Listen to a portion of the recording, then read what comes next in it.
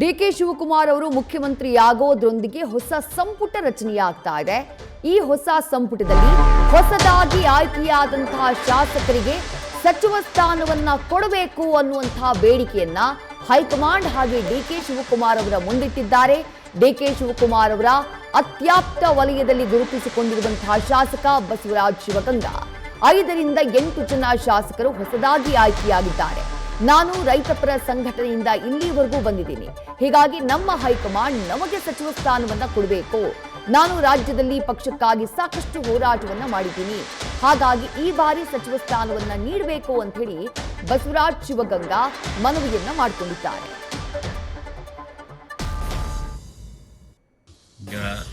ಮಾನ್ಯ ಡಿ.ಕೆ. ಶಿವಕುಮಾರ್ ಸಾಹೇಬರು ಮುಖ್ಯಮಂತ್ರಿಗಳಾಗಿ ಆಯ್ಕೆಯಾಗಿದ್ದಾರೆ. ಈ ಒಂದು ಸಂದರ್ಭದಲ್ಲಿ ಅವರಿಗೆ ಮೊದಲಿಂದ ಶುಭ ಕೋರ್ತೀನಿ. ಈ ಒಂದು ಸಂದರ್ಭದಲ್ಲಿ ಏನು ಹೈಕಮಾಂಡ್ ಎಲ್ಲ ಒಂದು ನೂತನವಾಗಿ ಆಯ್ಕೆಯಾದಂಥ ಶಾಸಕರು ಏನು ಹಳೆ ಬೇರು ಹೊಸ ಚಿಗುರು ನಿಟ್ಟಿನಲ್ಲಿ ಹೊಸ ಯುವಕರಿಗೆ ಯಾರ್ಯಾರು ನೂತನವಾಗಿ ಆಯ್ಕೆಯಾಗಿದ್ದಾರೆ ಅವರಿಗೆ ಸಚಿವ ಸ್ಥಾನ ಕೊಡಬೇಕು ಅನ್ನೋ ಒಂದು ನಿಟ್ಟಿನಲ್ಲಿ ಏನು ಮಾತಾಡ್ತಾ ಇದೆ. ಆ ನಿಟ್ಟಿನಲ್ಲಿ ನಾವು ಈ ಬಾರಿ ಸುಮಾರು 5 ರಿಂದ 8 ಜನ ಹೊಸದಾಗಿ ಆಯ್ಕೆಯಾಗಿರೋಂಥ ಶಾಸಕರುಗಳಿಗೆ ಅವಕಾಶ ಕೊಡಬೇಕು ಅಂತ ಹೈಕಮಾಂಡ್ ಹಾಗೂ ಮಾನ್ಯ ಮುಖ್ಯಮಂತ್ರಿಗಳಾದ ಡಿ.ಕೆ. ಶಿವಕುಮಾರ್ ಸಾಹೇಬರು ಮನವಿ ಮಾಡ್ತಾ, ಅದೇ ರೀತಿ ನಾನು ಚನ್ನಗಿರಿ ವಿಧಾನಸಭಾ ಕ್ಷೇತ್ರ ವ್ಯಾಪ್ತಿಯಲ್ಲಿ ಸುಮಾರು ತಾವೆಲ್ಲ ನೋಡಿದಂತೆ ಜೆ.ಎಚ್. ಪಟೇಲ್ ಮಾಜಿ ಮುಖ್ಯಮಂತ್ರಿಗಳ ನಂತರ ಇಲ್ಲಿವರೆಗೆ ಯಾವುದೇ ರೀತಿಯ ಸಚಿವ ಸ್ಥಾನದ ಒಂದು ಅವಕಾಶ ಸಿಕ್ಕಿಲ್ಲ. ಯಾವುದೇ ಪಕ್ಷದಿಂದ ಸಿಕ್ಕಿಲ್ಲ, ಬಿಜೆಪಿ ಇರ್ಬೋದು, ಕಾಂಗ್ರೆಸ್ ಇರ್ಬೋದು. ಆದ ಕಾರಣ ನಮ್ಮ ಸಚಿವ ಸ್ಥಾನ ಸುಮಾರು 25-30 ವರ್ಷ ಚನ್ನಗಿರಿ ವಿಧಾನಸಭಾ ಕ್ಷೇತ್ರ ಸಿಕ್ಕಿಲ್ಲದ ಕಾರಣ ಈ ಬಾರಿ ಅವಕಾಶ ಮಾಡಬೇಕು. ಜೊತೆಗೆ ಒಂದು ಜಾತಿ ಕೋರ್ದಲ್ಲೂ ಸಹ ನಾನು ಕೇಳ್ತಾ ಇಲ್ಲ, ಜೊತೆಗೆ ಜಿಲ್ಲಾವರ ಪ್ರಾತಿನಿಧ್ಯನೂ ಕೇಳ್ತಾ ಇಲ್ಲ. ನಾನೇನಪ್ಪ ಮನವಿ ಮಾಡೋದು ಹೈಕಮಾಂಡ್ ಅಲ್ಲಿ ಅಂದ್ರೆ, ರೈತಪರ ಹಿನ್ನೆಲೆ, ರೈತಪರ ಸಂಘಟನೆಯಿಂದ ನಾನು ಇವತ್ತಿನ ಮೇಲೆ ಬಂದಿದ್ದೀನಿ.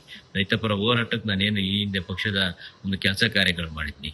ಕೇಂದ್ರದಲ್ಲಿ ಹೋರಾಟ ಮಾಡಿದಂಥ ಭಾರತ್ ಬಚಾವ್ ರ್ಯಾಲಿ ಇರ್ಬೋದು, ಆಮೇಲೆ ಮೇಕೆದಾಟು ಪಾದಯಾತ್ರೆ ಇರ್ಬೋದು, ಜೊತೆಗೆ ರಾಜಭವನ್ ಚಲೋ, ಈ ಸುಮಾರು ಸಂದರ್ಭದಲ್ಲಿ ರೈತರ ಪರವಾಗಿ ಸಾವಿರಾರು ರೈತರನ್ನ ಬಸ್ಗಳಲ್ಲಿ, ಕಾರ್ಗಳಲ್ಲಿ, ಟ್ರೈನಲ್ಲಿ ಕರ್ಕೊಂಡು ಬಂದು ಸಚಿವ ಏನು ಹೋರಾಟ ಮಾಡಿದ್ದೀನಿ.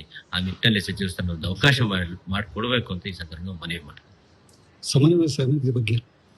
ಸಮನ್ವಯ ಸಮಿತಿ ಬಗ್ಗೆ ಏನ್ ನಾನ್ ಕಂಡಂತೆ ಎಲ್ಲೂ ಚರ್ಚೆ ಏನೂ ಆಗಿಲ್ಲ. ಆಮೇಲೆ ಸಮನ್ವಯ ಸಮಿತಿ ಸಾಮಾನ್ಯವಾಗಿ ಮಾಡೋದಾದ್ರೆ ಯಾವ್ದಾದ್ರು ಸಮ್ಮಿಶ್ರ ಸರ್ಕಾರಗಳಿದ್ದು ಯಾರ್ದಾದ್ರು ಬೆಂಬಲದಲ್ಲಿ ಸರ್ಕಾರ ನಡೀತಾ ಇದ್ರೆ ಸಮನ್ವಯ ಸಮಿತಿ ನಡೀತದೆ ಅನ್ನೋ ಮಾಹಿತಿ ನಾನು ಓದಿರೋಂಥದ್ದು, ಕೇಳಿರೋಂಥದ್ದು. ಆದ್ರೆ ಈಗ ಒಂದು 135-136 ಪ್ಲಸ್ ಶಾಸಕರಿಂದ ನಾವು ಸರ್ಕಾರ ರಚನೆ ಮಾಡಿದ್ರೆ ಅದು ಅವಶ್ಯಕತೆ ಬರೋದಿಲ್ಲ ಅನ್ನೋದು ನನ್ನ ಒಂದು ಅಭಿಪ್ರಾಯ. ಜೊತೆಗೆ ಅದಕ್ಕೂ ಮೀರಿ ಹೈಕಮಾಂಡ್ ಇದ್ರ ಬಗ್ಗೆ ನಿಲುವು ತಗೋಬೇಕಾಗ್ತದೆ. ಯಾಕೆಂದ್ರೆ ನಾವೆಲ್ಲ ಮೊದಲನೇ ಬಾರಿ ಗೆದ್ದವರು ಸಚಿವ ಸ್ಥಾನ ನಿಭಾಯಿಸಬಹುದು. ಹೈಕಮಾಂಡ್ ಇಂತ ಎಲ್ಲ ತೀರ್ಮಾನ ತಗೊಳುತ್ತೆ ಅನ್ನೋದು ನನ್ನ ಅಭಿಪ್ರಾಯ. ನ್ಯೂಸ್ ಫಸ್ಟ್, ನಿರ್ಭೀತಿಯಿಂದ ನಿಮ್ಮ ಪರವಾಗಿ.